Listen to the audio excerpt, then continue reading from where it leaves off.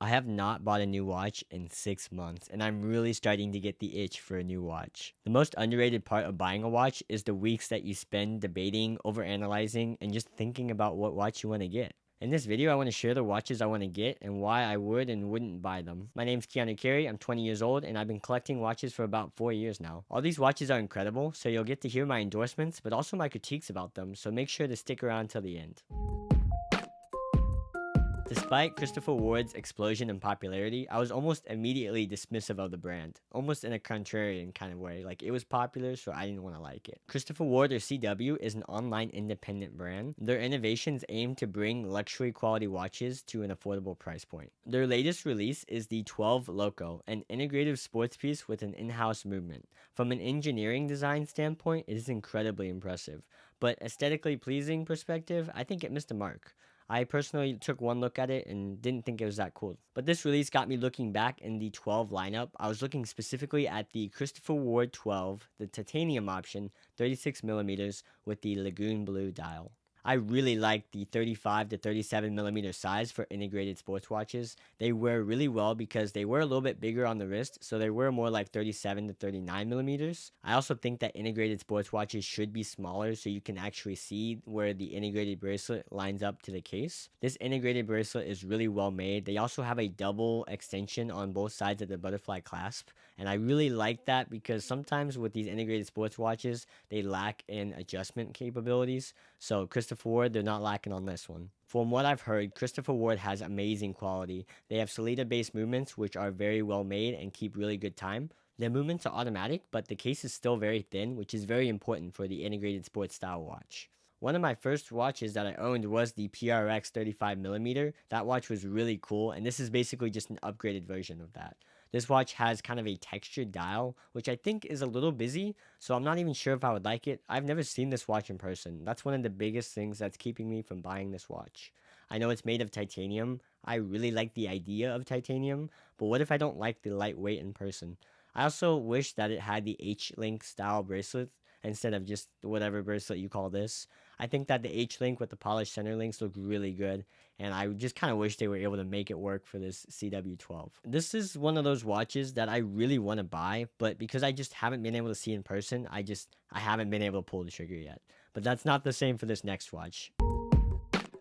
The Black Bay 54 is the perfect watch on the wrist. It is just perfect. You know, you can't really say anything bad about it. Maybe it's got a small crown, but other than that, this watch is what I would look for when I'm looking for a vintage style inspired dive watch. It's got that vintage charm with the modern specifications, 200 meters of water resistance, COSC certified movement, Tudor brand name, and quality. What's not to love? It's got the on-the-fly adjustment in the clasp. It's a thin automatic movement. It's got a very wearable case at 37 millimeters. It is just purely awesome. Unless you're ID guy, there's really not much to hate about this watch, and that's why I love it. I've tried this watch on in person. We've got the Lagoon Blue, and that watch is really cool.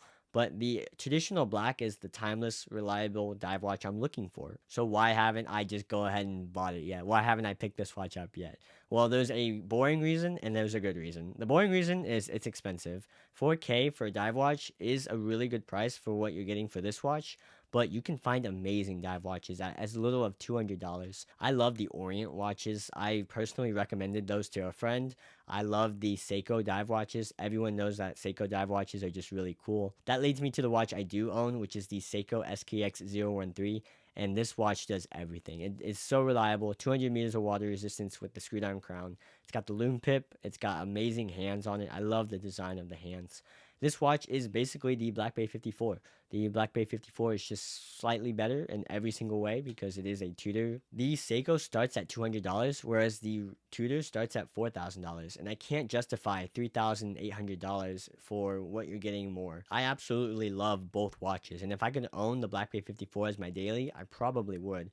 But I live in a world where 4K is a lot of money for me. It didn't used to be that way. When I was 16, I started collecting watches and I was making a lot of money and I had zero responsibility. I was not thinking about saving for college or a house. And so 4K, I probably would have bought this watch a long time ago. And that just kind of reminded me of how Many people in this hobby forget that $200 for like a Seiko 5 is a lot of money for a watch, and it's a very nice watch for 90% of people. Unless you're in this weird space where you're thinking about luxury timepieces, that is considered the best of the best. A $200 watch is insane. Watches being so expensive is part of the reason why I'm overthinking this decision, because I can't afford to make a mistake on a watch that I don't like. Which is partly why I ruled out this next choice, because this next choice is a really cool watch. I just can't justify it at all. Let's talk about it. I'm a sucker for integrated sports watches. My grail is the Patek 7118 gray dial. I love the smaller dial. I had a Tissot PRX and that watch was amazing on the wrist. I love the idea of an integrated sports watch. They're elegant, but they're also rugged. The IWC Ingenieur specifically, it is 35 millimeters. It is beautiful. It's got that textured dial to it. It's got the H-style link bracelets, which I love. It's basically where there's a polished bit in the center, and then there's an H-link that surrounds it. Looks amazing. Side note, if you're looking for other H-link style bracelets, the Oris and Longines both have one that look really great for an affordable price. Back to the Ingenieur. I like the Ingenieur logo, but there are a lot of things with this watch that just don't scream like it's finished to me. I think it has the most boring case design out of the integrated style sports watches. Even the Girard-Perregaux Laureato has a better looking case in my opinion. The reason why I haven't impulse bought this watch is simple. It's just too expensive. I don't have the amount of money to be impulse buying $10,000 watches.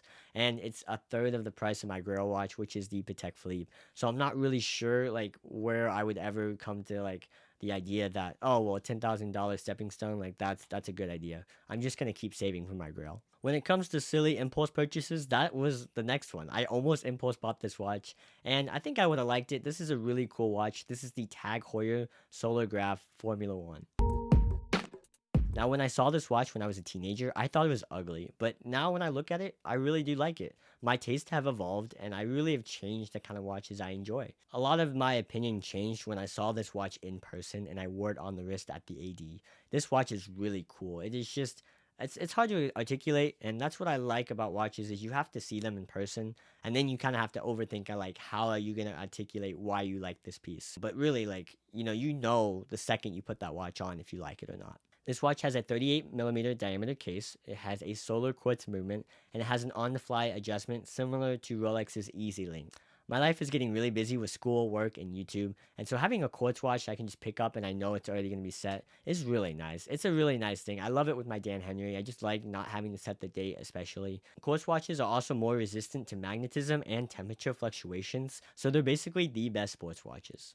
I've been really liking color a lot more. This watch is like bright orange. I love the different colors on this watch. This watch is also a solar quartz watch, which means that it's powered by the sun. That's super cool, and it means you won't have to change the battery every year. So why haven't I bought this watch yet? I was going to, I still might, but there's another watch that stopped me from pulling the trigger on this one, and let's talk about it. Before I reveal the last watch, let's make sure that you're liking the video and subscribed, because if you made it this far, you clearly enjoyed it. So I need that. It really helps my channel. Thank you very much. Let's talk about the next watch. If you made it this far, you're probably sensing a pattern. The small 34 to 37mm sports watches on bracelets. So what's the deal with a 42mm carbon composite case from Tudor on a Velcro strap? This watch had a feeling that I've been chasing for a while. It's that feeling when you put a watch on the wrist and it excites you. I've been trying on so many watches. I work at a watch shop where we buy and sell watches. I've seen a lot, and sometimes I'm just not as excited by watches as I used to be. But when I tried on this Pelagos FXD, it really did excite me. Like, I was like, wow, like the colors that went together. This watch is a collaboration with Red Bull Racing Alinghi, and the reason why it's made of carbon composite is because the racing yacht that they use, has carbon components of it, so it's kind of a nod to that. What I really like about the Velcro strap is it doesn't have any holes, so you can get the exact fitment that you want. You can wear this tight or as loose as you want it to. There is no limitations to the holes being the wrong spacing apart. The Velcro strap was also extremely comfortable on the wrist, and it didn't feel like it was going to wear away. It felt like very high quality Velcro.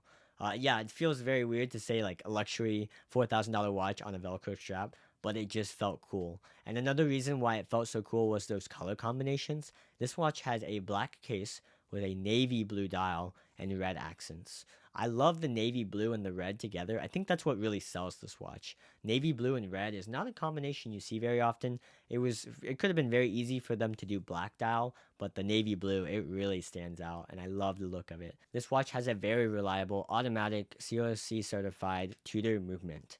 and it's very thin for an automatic watch. The case material and the strap make this watch very light and very wearable on the wrist, even though it is 42 millimeters, and I have a less than 6-inch wrist. I'll show you the photos of it on my wrist. You'll probably see it up now. Do you think it's wearable? Do you think I can pull this watch off?